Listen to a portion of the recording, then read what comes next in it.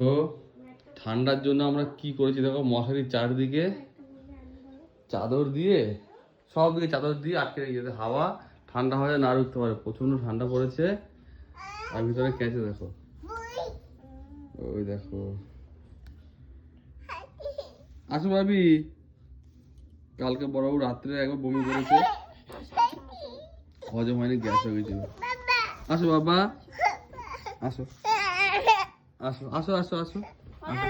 এই মাথালে মাথালে মাথা, উফো, দেখিস ওখানে দেয়াল না ঠেকু আসতো, দেখাতেই থাকিস। আর কি হয়েছে বল?